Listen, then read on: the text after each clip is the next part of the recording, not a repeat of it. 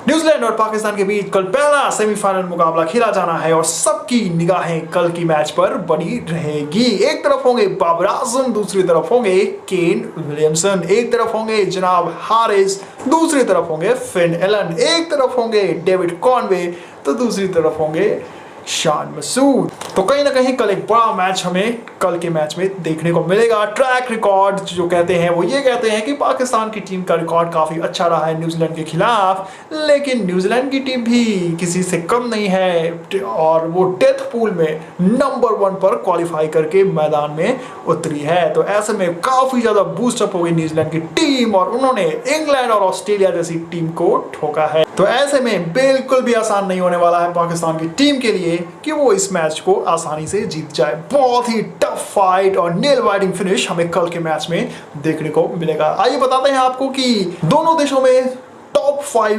Batsman कौन से हो सकते हैं जो कल के मैच में गेंदबाजों के धागे खोल सकते हैं। यानी बैटिंग के पॉइंट ऑफ व्यू से देखें तो कौन सी टीम सबसे स्ट्रांग नजर आती है, जरा उस पर नजर दौड़ा लेते हैं क्योंकि बैटिंग जो है वो काफी ज्यादा इंपॉर्टेंट होगी। टॉस जीतने के बाद जो देश हैं वो जनाब बैटिंग करते हुए नजर आएंगे और उनकी जो क्लियर गोल होगा वो ये होगा कि वे बोर्ड पर 160 प्लस का टारगेट ठोक दें, क्योंकि उसके बाद दोनों ही देशों के पास जैसी गेंदबाजी यूनिट है आसान नहीं होगा जनाब इस टोटल को चेज करना ऑपोजिशन टीम के लिए, क्योंकि न्यूजीलैंड की टीम के पास भी ट्रेंट बोल्ट हैं, सऊदी हैं, फर्गुसन हैं, तो दूसरी तरफ पाकिस्तान के पास भी शाहीन शाह अफरीदी हैं जो अपने पुराने फॉर्म में दिख रहे हैं। इसके अलावा उनके पास भी हारिस रऊफ हैं, भाई 145 प्लस वाली स्पीड है उनकी, और साथ ही साथ नसीम भी है वो जो गेंदबाजी करते करते 2 छक्के भी मार सकते हैं अगर 2 गेंदों में 2 छक्कों की रिक्वायरमेंट हो तो ऐसे में बल्लेबाजी यूनिट जो है वो काफ़ी ज़्यादा इंपॉर्टेंट हो जाती है अलॉन्ग विद बॉलिंग लाइनअप। तो देखिए अगर बल्लेबाजी यूनिट में अगर टॉप 5 प्लेयर हम न्यूजीलैंड की तरफ से देखें तो देखिए पहले नंबर पर है फिन एलन और डेविड कॉनवे, दूसरे नंबर पर यही 2 जोड़ी है जो ओपनिंग करने आएंगी। इसके अलावा केन विलियमसन कप्तान, फिलिप्स और जिमी नीशम, ये जो 5 प्लेयर हैं इन्हीं पर पूरी की पूरी न्यूजीलैंड की टीम ज़्यादा डिपेंडेंट होगी और सबसे ज़्यादा जो डिपेंडेंट होगी वो ओपनिंग जोड़ी पर होगी और इसके अलावा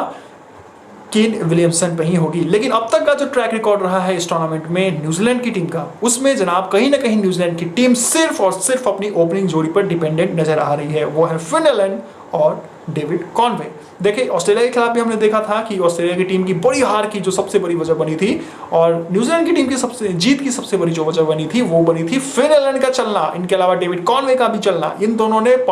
पावर प्ले में धागे खोल दिए थे। तो ऐसे में आसान नहीं होगा गेंदबाजी यूनिट जो है पाकिस्तान टीम की, क्योंकि कहीं ना कहीं बहुत ही शानदार फॉर्म में फिन एलन और डेविड कॉनवे नजर आ रहे हैं। फिन एलन तो ऐसा लगता है कि वो पावर प्ले के लिए ही बने हैं और उनका पूरा क्लियर फोकस ये होता है कि वो अगर वो पावर प्ले के 20 गेंदे खेले तो उसमें 50 रन ठोक डाले, और वो उन्होंने ऐसा कर दिया है ऑस्ट्रेलिया के खिलाफ। तो बहुत ज़्यादा डरी होगी पाकिस्तानी टीम, क्योंकि फिन एलन और डेविड कॉनवे ने अगर कल के मैच में एक बार फिर पाकिस्तान वाली इनिंग खेल दी बहुत मुश्किल हो जाएगा पाकिस्तान की टीम के लिए, क्योंकि पाकिस्तान की जैसी गेंदबाजी यूनिट है वो उनका क्लियर फोकस ये होगा, उनका क्लियर गोल ये होने वाला है कि वो 140-150 तक मैक्सिमम रोके पाकिस्तान न्यूजीलैंड की टीम को, क्योंकि उसके बाद अगर बात इसके ऊपर चली गई तो फिर आसान नहीं होगा पाकिस्तान की टीम के लिए। आप ऑलमोस्ट माने कि 70% जो है वो पाकिस्तान की टीम इस मैच को हार जाएगी। इसलिए बहुत ही ज़्यादा इंपॉर्टेंट है पाकिस्तानी गेंदबाजों के लिए कि इस ओपनिंग जोड़ी को पावर प्ले में इनका खात्मा करें, इनका काम तमाम करें। और उसके बाद केन विलियमसन आएंगे तो कुछ खास फॉर्म में वो है नहीं, हालांकि केन विलियमसन कल के मैच में चलना उनका बहुत ही ज़्यादा जरूरी है,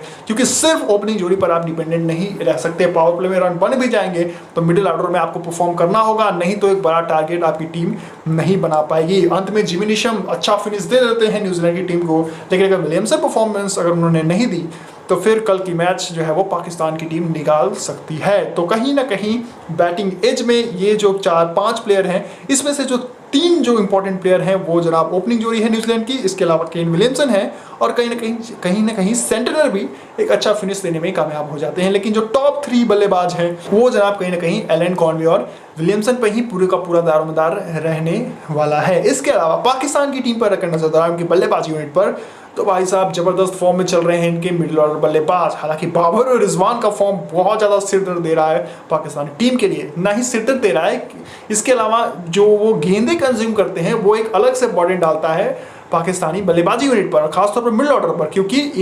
ये इतनी ज़्यादा गेंदें खेल जाते हैं पावर प्ले के ओवरों में कि पूरा का पूरा प्रेशर आ जाता है पाकिस्तान के मिडल ऑर्डर पर, और उसका खामियाजा उन्हें भुगतना पड़ जाता है हार के साथ, क्योंकि कहीं ना कहीं उनका मिडल ऑर्डर, फिर अगर आपको 10 गेंदों में 50 रन बनाने होगी तो आप नहीं बना पाएंगे, क्योंकि कहीं ना कहीं जो प्रेशर आपने बिल्डअप किया था पावर प्ले के ओवरों में, वो कहीं ना कहीं आपकी ओपनिंग जोड़ी की वजह से हुई थी। तो ये जो ओपनिंग जोड़ी है वो रन भी नहीं बना रही है, इसके अलावा बहुत ज़्यादा गेंदें खेलने की वजह से भी ये टीम का बेड़ा गर्क कर रहे हैं। तो आप इन दोनों प्लेयर को साइड करें, पूरी की पूरी जो पाकिस्तान की जो बल्लेबाजी यूनिट है वो जनाब एक तो हैरिस पे डिपेंडेंट है, बहुत ही अच्छी वो बल्लेबाजी करते हैं पावर प्ले के ओवरों में। तो कहीं ना कहीं अगर पाकिस्तान की टीम कल के मैच में पावर प्ले में प्रमोट कर देती है हैरिस को, और 1 डाउन कोई एक प्लेयर उनका खेलने आता है बाबर और रिजवान में से, तो फिर जो है वो चांसेस बन सकते हैं पाकिस्तानी टीम के लिए। नहीं तो फिर अगर उन्होंने दोबारा वो गलती की तो फिर दिक्कत उन्हें इसका खामियाजा भुगतना पड़ सकता है। तो कहीं ना कहीं पाकिस्तान की जो बल्लेबाजी यूनिट है वो हैरिस पे, दूसरे शान मसूद पे और तीसरे इफ्तिकार पे, ये 3 टॉप प्लेयर जो है वो कंसिस्टेंट परफॉर्मेंस देते हुए नजर आ रहे हैं। और कहीं ना कहीं इन तीनों प्लेयर्स को आउट करना मुश्किल होगा न्यूजीलैंड के गेंदबाजों के लिए, क्योंकि कहीं ना कहीं मिडिल ऑर्डर में ये खेलने आते हैं और ऊपर से इनकी जोड़ी आउट भी हो जाती है। तो ये जो मिडिल ऑर्डर के 3 बल्लेबाज हैं वो जनाब धागे खोलते हुए नजर आ जाते हैं। इसके अलावा शादाब और नवाज हैं तो ऊपर की तरफ प्रमोट होता है, हालांकि इनके बल्ले से कंसिस्टेंट रन नहीं निकल रहे, कुछ ज्यादा कंसर्न है नहीं न्यूजीलैंड के गेंदबाजों के लिए। कहीं ना कहीं शान मसूद, हैरिस और इफ्तिकार, ये 3 बड़े प्लेयर हैं जो कल के मैच में बड़ा इंपैक्ट जो है वो डाल सकते हैं। तो कहीं ना कहीं अगर कल के मैच में बाबर और रिजवान जल्दी निपट भी गए तो क्योंकि उनका मिडल ऑर्डर काफी अच्छा परफॉर्मेंस दे रहा है इन 3 बल्लेबाजों की बदौलत, तो काफ़ी अच्छी अपॉर्चुनिटी होगी पाकिस्तान की टीम के सामने फिर भी कि वो एक बोर्ड पर 150-160 प्लस का टारगेट डालें, क्योंकि पाकिस्तान की टीम के लिए जनाब देखिए बहुत ही जरूरी है कि वो 160 प्लस का टारगेट डालें, क्योंकि कहीं ना कहीं फिर वो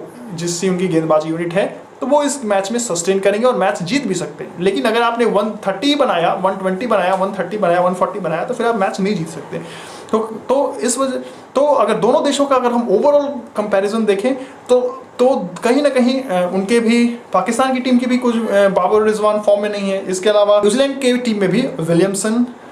फॉर्म में नहीं है। इस वजह से जो है थोड़ा सा जो एज है वो पाकिस्तान के बल्लेबाजों को मिलता हुआ नजर आ रहा है। टूर्नामेंट इन्होंने अच्छी परफॉर्मेंस दी है तो इस बात की पॉसिबिलिटी, तो इस वजह से जो है वो पाकिस्तान की टीम को बल्लेबाजी यूनिट में थोड़ी सी एज मिलती हुई नजर आ रही है। ये एज आप 60-40